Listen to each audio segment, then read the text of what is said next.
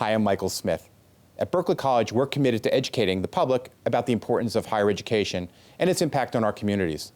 That's why we're proud to support the important educational programming produced by the Caucus Educational Corporation and their partners in public television.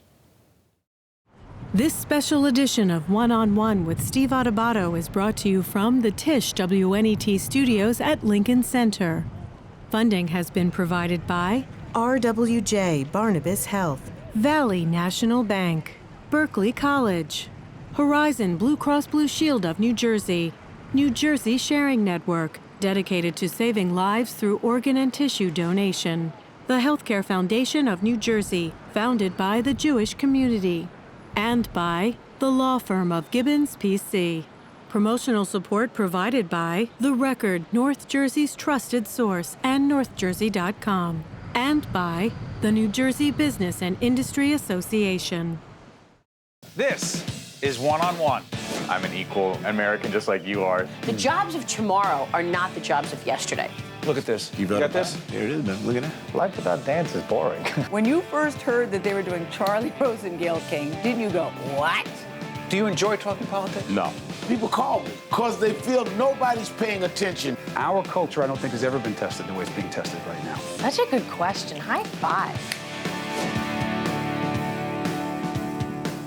Welcome to the Tisch WNET studio here in New York City, in Lincoln Center. It is our honor to welcome Mr. John Gallagher, Jr., Tony Award-winning actor in the Roundabout Theatre production of Eugene O Neill's Long Day's Journey into Night. I know you from that HBO series called Newsroom. Wow, you were great in that. Thank you. How often do people just stop you? By the way, you did not have that mustache. I didn't have the mustache. No, I've grown this look for the play that I'm doing right now. Yeah. But people still know it's me from time to time. Every now and then. But the Newsroom did have a lasting effect. A lot of people still do come up to me to talk about the show and how much they miss it. A lot of people wish that it had had a longer life. We had 3 seasons, which was a short run relatively when you compare it to other shows. But we got a lot of mileage out of it, I think. We'll show a clip in it for a second, But Long Day's Journey into Night, describe it. Yeah, well, it's, I mean, for my money, I think it's the greatest American play. It's written by Eugene O Neill, who is often considered the father of the American drama. And this play is considered to be his masterpiece in a sense. It was an autobiographical play that he wrote in the 40s about his family and the pain and the wounds and the suffering that they all had living together in this summer home in New London, Connecticut. And it holds up, I think, to this day as just a portrait of a family in peril who loves each other so dearly but can't help themselves and can't help fighting and bickering and going after each other. I play Edmund Tyrone, which is the baby of the family, which is the dramatic version of Eugene O Neill. That's the character that he based on himself. Growing up in the massive state of Delaware, you were just telling me that, with all due respect to you and Vice President Joe Biden. As a kid, did you say to yourself, I want to act? Yeah, well, it kind of crept in. I loved movies. I had a wild imagination when I was a kid, and I had a crazy love of film and didn't really know what a movie was. I just knew that I was obsessed with watching my favorite movies over and over again. It was a lot of adventure movies, like the Indiana Jones movies and Ghostbusters and things of that nature. And once I got a little bit older and realized that, Indiana Jones wasn't a real person, but it was Harrison Ford, and that Dr. Venkman wasn't a real person, it was Bill Murray, it started to look really appealing to me. And I thought, gosh, that's something I'd like to do. And so I got into it at a relatively young age. I did my first play here in New York when I was 15. Really? Yeah. What was it? It was called Current Events, and it was at the Manhattan Theatre Club. It was a play by David Marshall Grant. When did he win a Tony for Spring Awakening? For Spring Awakening, yeah. I won a Tony for Spring Awakening, which is a musical I did on Broadway about almost 10 years ago now. Yeah. We opened in the winter of 2006. We opened Spring Awakening on Broadway there at the Eugene O Neill Theatre. So things are coming full circle in a strange way. By the way, I should make it clear that Long Day's Journey into Night, American Airlines Theatre on 42nd Street. That's correct. I'm sorry if you're... Oh, no worries. Yeah, through the Roundabout Theatre Company is doing it as part of their 50th year celebration there. So who else in it? It's a phenomenal group. I'm lucky to be part of the lineup. Jessica Lange plays my mother. Gabriel Byrne plays my father. Michael Shannon plays my brother, and Colby Minifie is playing the servant maid. Didn't we have Michael Shannon here? From Boardwalk Empire. Yeah, he was on Boardwalk Empire for several years. God. Phenomenal actor. Oscar nominee for Revolutionary Road. One of my favorite actors before I got the chance to work with him, and now it's just my admiration for him has skyrocketed since getting the chance to be on stage with him. He's really incredible. Can we show a clip from one of my favorite series of all time? Let's do it. Okay, Newsroom, HBO. Let's take a look at John. Did you know that Will McAvoy didn't know that you were hired as EP and that he's at his agent's office right now? I didn't know that when the day began, but I know it now. I quit my job for this, Mac, and so did the 3 other people you told me to bring. Well, our show was cancelled, so we were out of work I was anyway. offered any other show I wanted at CNN. I know, but I wasn't. That's not the point. Still, Excuse it's me, it's my aggravating second when you worst rise strike. to a position of, well, you know, a certain position of... I put down first in last month's rent. Do I have a job in New York? I haven't seen that in a while. Okay, yeah. No, she was the executive producer. Yeah. Okay, you were... I was her senior producer for Yeah. the show. Yeah. Aaron Sorkin, right? Yeah, Aaron Sorkin wrote that. Yeah. How much you love it? It's incredible. Working with someone like Aaron, who is that good at writing, it makes, a lot of people say, like, oh God, isn't it really hard to tackle that dialogue? And I thought that. in a sense, yes, it's challenging because it's very verbose, but it's a lot harder to say bad dialogue. It's much more challenging. So when it's good, it's actually, half the battle is fought and won for you. You just have to kind of do it justice and let it take you through. Yeah, so I was watching it. My wife and I were sitting there going, I know, okay, it's a HBO series, but I'm sitting there, we're rooting for you to be with... Oh yeah, there was a love triangle situation on that show. My Alison Pill's character Maggie, be with Maggie, and then you're with her roommate. And then I ended up with the roommate for a while. You're a really nice guy, but you really weren't into. Yeah, I know too much. I love that you love the show. Yeah, it's great. But here's the thing: what I'm curious about a show like that, you're dealing with current events, but not exactly to the T. But there's a lot of real stuff going on. Yeah. Are you a political person? I don't know necessarily if I would describe myself as in that nature. I don't work in the political spectrum, so by default I'm. Politics fascinate you? Yeah, they fascinate me and terrify me, and I pay attention to things, but I wouldn't say that I'm like a political junkie or anything. I know music fascinates you.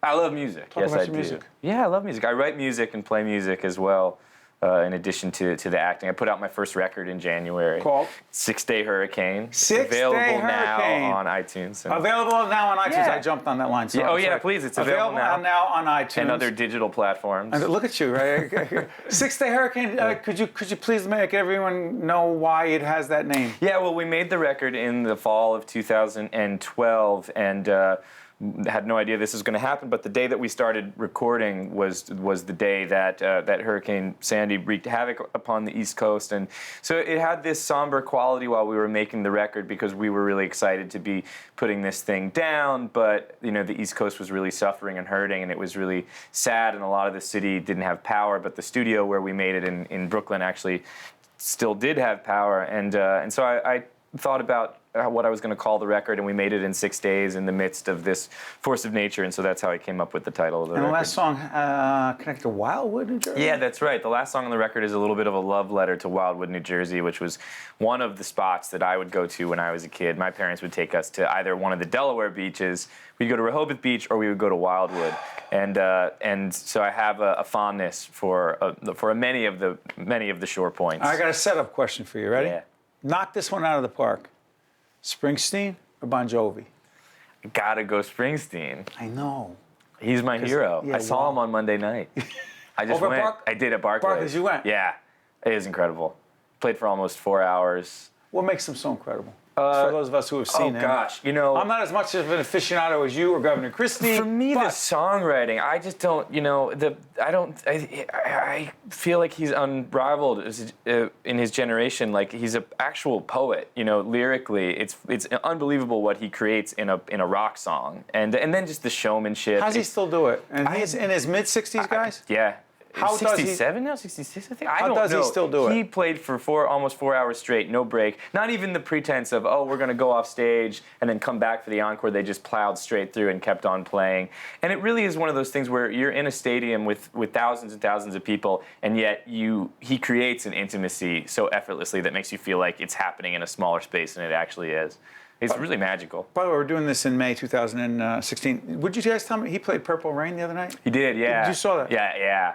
It was beautiful. What was it like? It was beautiful. It was really moving. He had done it a couple nights before at Barclays, and then he did it at the encore for the show that I saw, which was the second of his 2 shows that week. And it was beautiful. It was so celebratory, but also, very sad to just kind of look back and think about that, what a loss that was to the world and to the musical community. But he kept the spirit alive that night for sure, playing that song. Man, as you wonderfully love your as he music. did.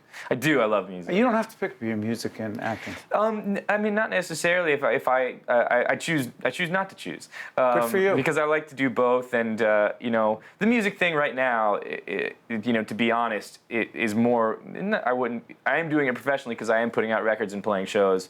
But the acting thing is much more of an in-demand thing. The music is something that I have to kind of schedule on my own time and figure out ways to make that work. And I love them both very dearly, and they scratch very different creative itches. And so I like to keep them both around as much as I can. Yeah, that's what you get for being talented. It's your problem. You got to deal with it. Yeah, that's my cross to bear, I suppose. John Gallagher Jr., Tony Award-winning actor in the Roundabout Theatre production of Eugene O Neill. That guy, pretty good. Yeah, Long Day's Journey on tonight. something. The American Airline Theatre at 42nd Street. Thank you so much for joining us. My pleasure. Thanks for having me. Stay right there. We'll be right back right after this. To see more one-on-one with Steve Adubato programs, visit us online at steveadubato.org. If you would like to express an opinion, email us at info@caucusnj.org. Find us on Facebook at facebook.com/Steve Adubato PhD, and follow us on Twitter at Steve Adubato. There she is, that beautiful smiling face of Dale Soul. She's an actress. 1965 debut, A View from a Bridge. What were the two? Was it Robert Duvall and Dustin Hoffman? Dustin Hoffman was the assistant director. John Voight played Rodolfo. Richie Castellano originally was playing Eddie, and then he passed away, and Robert Duvall came in. Now, I wasn't in it. I was the prop girl. I did the laundry. I worked on the light board. I ran the box office during the day, and I ushered, all for the princely sum of $50 a week. Wow. Yes, wow. but I had the best people to watch in the world. That's tremendous. Yeah. Orange is the New Black. Yeah. You play Frieda Berlin. So describe that character. My wife's favorite series on Netflix, right? Yes, it is. It's on Netflix, and the character is a bad, you know what. Yes. Now, what did you do to get in there? Well, one of the things I did was apparently relieve my husband of one of his more important appurtenances. You cut off an organ? Yes, I did. By accident? No. I didn't think so. And you are in a special unit in the prison called? The Golden Girls. What goes on there? Well, it's actually not a special unit. When they introduced us, go ahead. They introduced a group, the Golden Girls, and when I got the script, it was for, well, this is actually a funny story, I think. What, you mean the other story about the cutting off, or this is a funny? No, this better be a funny story. This go ahead. one, Okay. I know, and it was a dull knife. There's nothing funny about that one. Go ahead. You know, it was terrible, and I was happy about that it was a dull knife. So sad. Anyway. Stop. Go ahead. It's not. I didn't write it. Yes, but you're enjoying it. Keep talking. Golden Girls. Yes, I get the call from my agent. You have an audition for something called Orange is the New Black. Well, I hadn't heard of it. It had been out for a whole season. I hadn't heard of it. It's now season 2. This beginning of season 2. But so I hear this, and in my mind, I'm thinking, thank goodness I didn't speak up and, you know, that thing, remain silent and be thought an idiot, speak up and remove all doubt. That's right. Luckily, I didn't speak up, because what I was thinking was, why are they sending me up for some fashion thing? So you don't realize it's a massive hit. I had no idea. Oh, God. So I went to the magic machine, as I affectionately call the computer, and I looked it up. And since it had already been open for a year, running for a year, released for a year, there was the first episode on YouTube, and I was like, oh, was I wrong? And I really wanted it. I have a lot of background with prisons. My dad spent time in prison. I've done a lot of performing in prisons across the country. I was in Getting Out, Marcia Norman's play, which deals with someone who spent most of their life incarcerated. So this is an alley that I've been up, and I understand and like trying to humanize. Why? So, the Golden Girls? Well, not to. The Golden Girls, are they more mature prisoners? Well, that's the whole idea. Yeah, they're prisoners who are in a low-security prison because the thought was that since they're so old, they won't cause any trouble. As you... Yeah. There it is. Go ahead. There she is. And there's the lovely Annie Golden. There it is. Who did the film of Hair, and I was in the original production of it, so it's just crazy that we end up in prison together. Yeah. Yeah. Anyway... You're not going to cause trouble? No. No, do Not you? us. Yes. Of course you do. Because you're from Jersey. Because I'm from Jersey. You from Jersey? Of course I'm from Jersey. I heard that. I heard, born and raised in Jersey City, then... Up until about 5 years old, then up to Greenwood Lake, New Jersey, up on the New York State border, which is a beautiful place, 9-mile-long lake, runs between the two states. I heard you had a luxury life up there on the lake, that you were one of the privileged people. Is that true? Flip that. I grew up in a house that for some years had no running water, and we carried water that ran by the brook by the side of the house. Now, we didn't think anything was wrong with that. Yeah. But the kids I went to school with, they perceived me as being dirty because their water came out of taps. And Those snobs? They couldn't make the leap, you know. I didn't have the right consumer goods. I didn't have the right clothing. I didn't have any of those things. So I was pretty much an outcast. And in fact, people literally, in a real way, moved away from me on the gym floor. Wow. So at that time in my life, my dream, the thing that I wanted to make a reality, was that at some point I could be known for who I was and what I had to say and how I treated other people, instead of what kind of house did I live in and, how much money did my family have. Was acting a key to that? Yes, it was. There were two big keys. One was there was a young man in my junior high school named John. He was the captain of the football team. Very handsome, a hunk. I think that word is still in use. He came up to me in the hallway one day and he asked me out on a date. Well, I was completely flabbergasted by this. And I said yes before he got a chance to change his mind. He took me out about once a week for 2 months. My social life took this 180-degree turn. He gave me my first Valentine's Day present. Very innocent. We'd go and see a movie and go out and talk about it afterwards. He actually had a brain in his head on top of all his beauty and athletic prowess. Right. And then one day, at the end of about 2 months, he ran up to me in the hallway one morning and he said, "Dale, I got to talk to you before somebody else does. Please don't hate me. Please be my friend. Please." I said, "What's the matter with you?" He said, "Well, when I asked you out 2 months ago, I asked you out because the football team bet me $50 that I couldn't stand to take you out for 2 months. But please believe me, I really have gotten to be your friend." I said, "I do believe you, because otherwise you wouldn't be telling me this story. But I do think you should split the $50 with me." Well, you are a powerful person. Which he did. He did. And so that was my first proof. As bravado as the story seems, it was my first proof that I could, once he got past the outwardly perceived differences, sure enough, there was a person whose friendship he valued enough to blow the whistle on himself, because really all he had to do was put that $50 in his pocket and keep going. Something about you. So that was the first proof. Real quick, was there an English teacher? Yes. Who was His that? name was Howard Ball.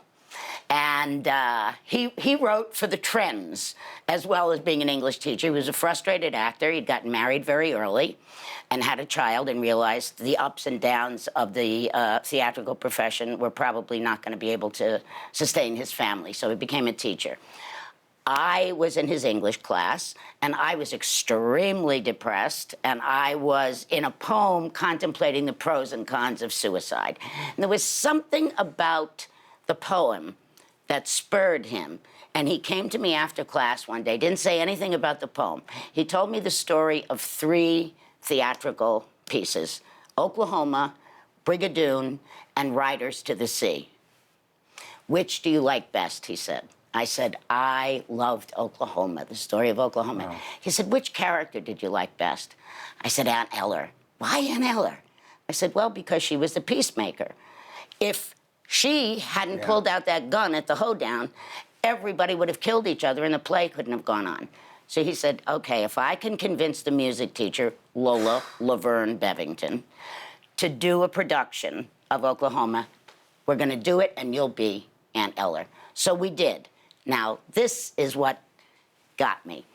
I saw, once we started rehearsals for this, the same kids that walked past me with their noses high in the air, suddenly, the criteria for acceptance had changed completely.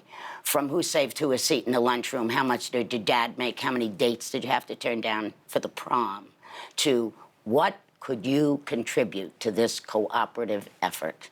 And I saw it change small-minded, mean-spirited people into cooperative human beings. And that's what hooked me.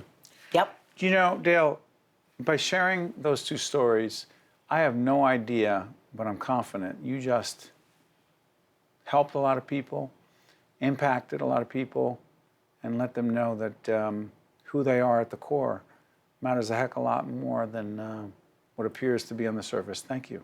Thank so much, you. and wish you nothing but the best. But I do want to say just quickly that the other important part of those 2 stories is it took someone to come to me and show me that there was something that existed otherwise. Because otherwise... that's why we need to reach out. Wouldn't Thank have you, happened. Dale Souls, actress, AWOL, independent film. Tribeca won some great things. Orange is the New Black. Check her out in season 2. Frieda Berlin. You are terrific. Thank you. Oh. Jersey Girl made good. Thank you very much. Stay with us. We'll be right back right after this. Thank you. To see more one-on-one with Steve Adubato programs, visit us online at steveadubato.org. If you would like to express an opinion, email us at info@caucusnj.org. Find us on Facebook at facebook.com/Steve Adubato PhD, and follow us on Twitter at Steve Adubato. We're here with Kristin Wenger, who is a breast cancer survivor, also the Vice President of the Board of Trustees, Susan G. Komen, North Jersey, and also Ken Wenger, who is a pink tie guy, Susan G. Komen, North Jersey, and also Senior Vice President, PNC Investments. Talk about this night and why it's so special. Well, it's a great night to get people out, to celebrate all the good work that Komen does, and to celebrate the new pink tie guys, and just really happy to be here in this beautiful place, raising money for a fabulous cause that is near and dear to my heart. You know, we're actually not on the red carpet. It's close. You see the step and repeat, but I have to ask you, I always wanted to do this. What are you wearing tonight? Who are you wearing tonight? I am wearing a kimono from a store in New York City. This is gorgeous. Thank you. And you knew that she would be drawing a lot of attention. Due diligence, I'm her stylist. And by the way, you're one of the pink tie guys. That's a big deal. Thank you. I'm very proud to represent people who are trying to cure this disease. You know, I have to say something. You know, Chris is alive today because of modern science, okay? So we are standing on the shoulders of those who came before us. And tonight we have an opportunity to provide broad shoulders through financial contributions for future generations so that my daughter or her children or future son-in-laws don't suffer from this disease. Okay, so the future depends on us. And we're here now, so we got to take care of it. By the way, these pink tie guys, the inaugural class, they raise money. They bring in other men to be pink tie guys. They raise awareness, and they're so much a part of it. They're co-survivors, if you will. And talk about the family involvement and commitment to those who are dealing with breast cancer. Well, I mean, you know, when I realized I had breast cancer, I mean, this was my rock. I mean, you know, you just can't think. You hear noise in your head, rushing sounds, and you just need an advocate, and this was my advocate. But I do have to say that when I was diagnosed, one of my first calls was to Komen, and they, you know, put me on the path to getting the care that I got, and I am forever indebted to this organization. What do you say to women out there who say that, hey, I wouldn't know where to turn? I would say talk to people, talk to other survivors. That's what I did. Make yourself smart about what you're dealing with. Do some research. But bottom line, get the best care possible. But call places like Komen. That's what they're there for. They're there to provide support and assistance and advice. And I would just say, talk to as many people as possible. Take a breath. You have time to do the due diligence that you need to get the absolute best care that you can get. You want to add something? Yeah, I do. Komen has what we call patient navigators. So when you hear the word abnormal, the next thing you hear is shh. Okay, that's the blood in your ears. So you can call these angels who help you navigate through the system, through filling out forms, determine, do you need a biopsy? Do you go for what kind of treatment? Do you have the money to do all this? Can you, getting help filling out, forms and such like that. There's a process. And going through the process is part of the healing process. So Komen changed our lives for the better. And you're not alone. I think that's a big message, too. There are a lot of other people out there that are going through the same thing, that have gone through the same thing. As a survivor, I just always feel like if I can help one person with my story, then, what else could I ask for? You have. Hope so. Thank you so much. Thanks, both of you. Thank you. One-on-One with Steve Adubato has been a production of the Caucus Educational Corporation, celebrating over 25 years of broadcast excellence. This special edition of One-on-One with Steve Adubato is brought to you from the Tisch WNET studios at Lincoln Center. Funding has been provided by RWJ Barnabas Health, Valley National Bank, Berkeley College, Horizon Blue Cross Blue Shield of New Jersey, New Jersey Sharing Network, the Healthcare Foundation of New Jersey, and by the law firm of Gibbons, P.C. Transportation provided by Airbrook Limousine, serving the metropolitan New York, New Jersey area. I'm Taiwan Join, Berkeley College, class of 2011, Assistant General Manager, Vera Wang. Kate Hickey, class of 2006, Project Manager at Trocarico Architecture and Design. Sal Frasina, class of 2009, Chief Construction Inspector, Con Edison. Tracy Mondale, class of 2010, Sales Space Manager, PepsiCo. From different walks of life, our students succeed in different ways. Yet their first step is exactly the same: Berkeley College.